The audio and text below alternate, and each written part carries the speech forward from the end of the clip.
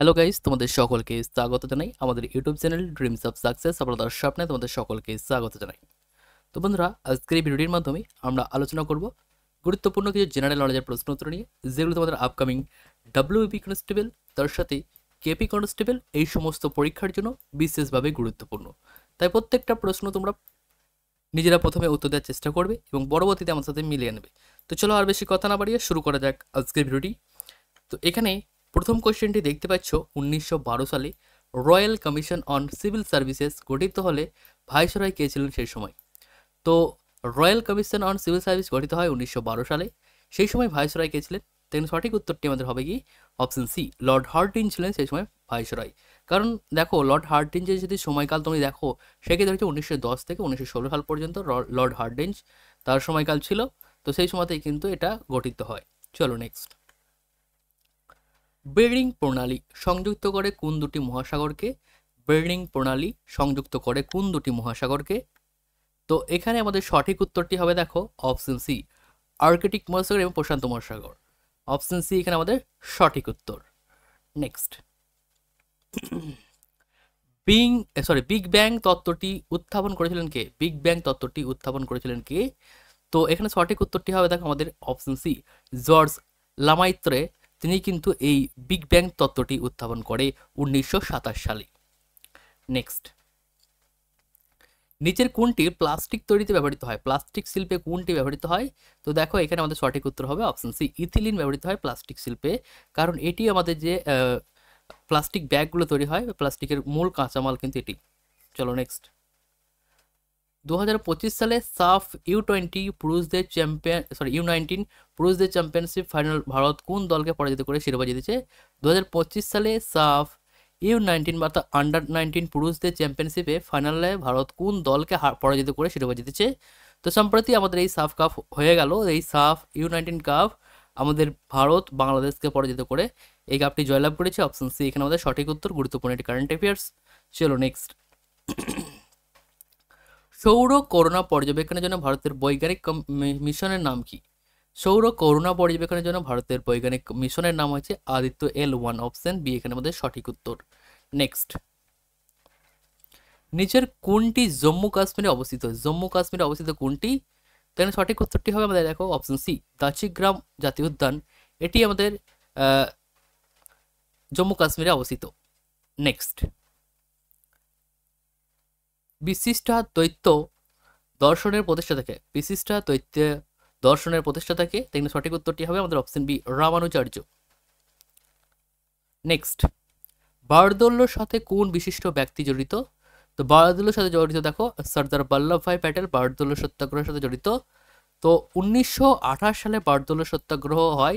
এই বারদৌল্য সত্যাগ্রহের নেতৃত্ব দিয়েছিল আমাদের সর্দার বল্লভভাই প্যাটেল, এবং তিনাকে এই সর্দার যে উপাধি, সেই উপাধিটা কিন্তু এই সময়তেই দেওয়া হয়। নেক্সট, নিচের কোনটি একটি প্রাচীন বৌদ্ধ গ্রন্থ? প্রাচীন বৌদ্ধ গ্রন্থ কোনটি নিচের মধ্যে? তাহলে সঠিক উত্তরটি হবে দেখো আমাদের অভিধর্ম কোষ। এটি হচ্ছে একটি প্রাচীন বৌদ্ধ গ্রন্থ। নেক্সট, প্রশ্নে যাওয়ার আগে তোমাদেরকে জানিয়ে রাখি, আমাদের এই সমস্ত পিডিএফগুলি তোমাদের ডাব্লিউবি এবং কেপি কনস্টেবলের জন্য প্রিপারেশনে আরও হেল্প করবে। 1 নম্বর পিডিএফ দেখো আমাদের কলকাতা পুলিশ কনস্টেবলের প্রিলিমস পরীক্ষার জন্য একটি প্র্যাকটিস সেট, যার প্রাইস রয়েছে মাত্র 50 টাকা। দ্বিতীয় হচ্ছে আমাদের পশ্চিমবঙ্গ পুলিশ কনস্টেবলের প্র্যাকটিস সেট, যার প্রাইস রয়েছে 80 টাকা। এবং ডাবল ব্যান্ড কেপি স্ক্যানার হয়েছে বিগত বছরের ডাব্লিউবি বোর্ড এবং কেপি বোর্ড যে সমস্ত পরীক্ষা নিচ্ছে সেই সমস্ত পরীক্ষার প্রশ্ন উত্তরের সমাহার, যার প্রাইস রয়েছে 80 টাকা। লুসেন্টের অবজেক্টিভ জেনারেল নলেজ যে বইটি রয়েছে বাজারে, তার কোনো বাংলা ভাষার বই কিন্তু নেই। সেটা খামতি পূরণ করার জন্য আমরা এর বাংলা ভাষার পিডিএফ তৈরি করেছি, যেখানে সায়েন্সের পার্টটি বাদ দিয়ে বাকি সমস্ত পার্ট তোমরা পেয়ে যাচ্ছ মাত্র 150 টাকার বিনিময়ে। এবং আরআরবি এনটিপিসির এক্সাম তোমাদের সামনেই আসছে।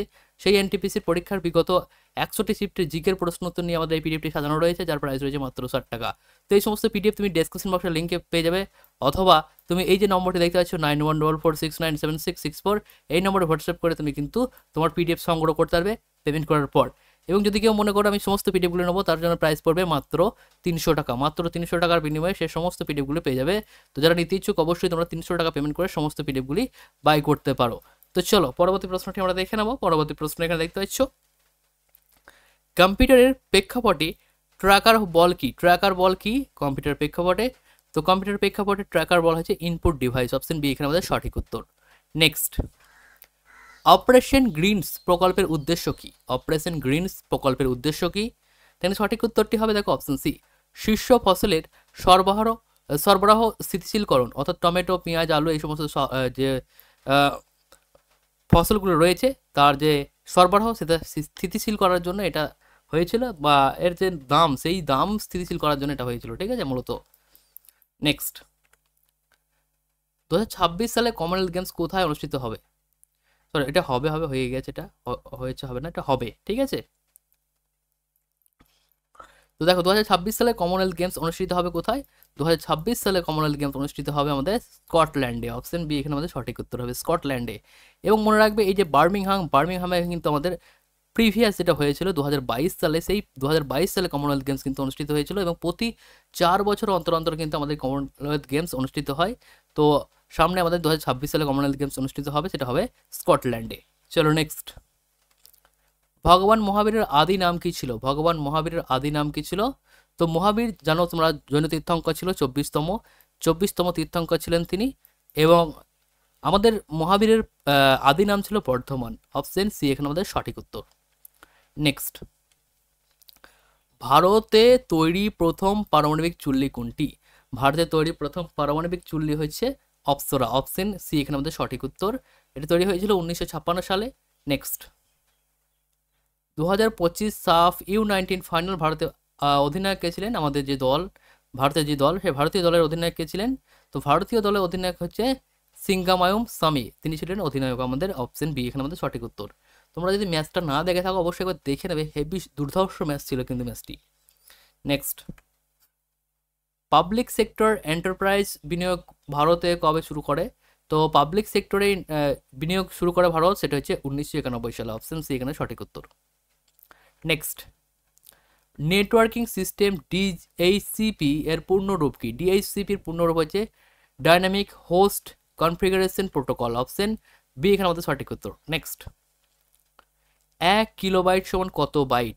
1 কেবি সমান কত বাইট? তো এখানে সঠিক উত্তরটি হবে 1024 বাইট সমান 1 কিলোবাইট। নেক্সট, এখানে দেখতে পাচ্ছ মিচ্ছকটিকাম নাটকটি কে রচনা করেছেন? মিচ্ছকটিকাম নাটকটি কে রচনা করেন? তো মনে রাখবে মিচ্ছকটিকাম নাটকটি রচনা করেছেন আমাদের অপশন বি, শূদ্রক রচনা করেছে মিচ্ছকটিকাম নাটকটি। নেক্সট, নিচের কোনটি কেন্দ্র রাজ্য সম্পর্কের সাথে সম্পর্কিত নয়? নিচের কোনটি কেন্দ্র রাজ্যের সম্পর্কের সাথে সম্পর্কিত নয়? তো সরকারিয়া কমিশন আমরা জানি কেন্দ্র রাজ্যের সাথে সম্পর্কিত। রাচারিয়া কমিশন এটাও কিন্তু কেন্দ্র রাজ্যের সাথে সম্পর্কিত। পাঞ্চি কমিশন এটাও একই। এবার কোঠারি কমিশন এটা দেখতে পাচ্ছ, এই কোঠারি কমিশনটা কিন্তু আমাদের শিক্ষা ব্যবস্থার সাথে যুক্ত। অপশন সি এখানে আমাদের সঠিক উত্তর।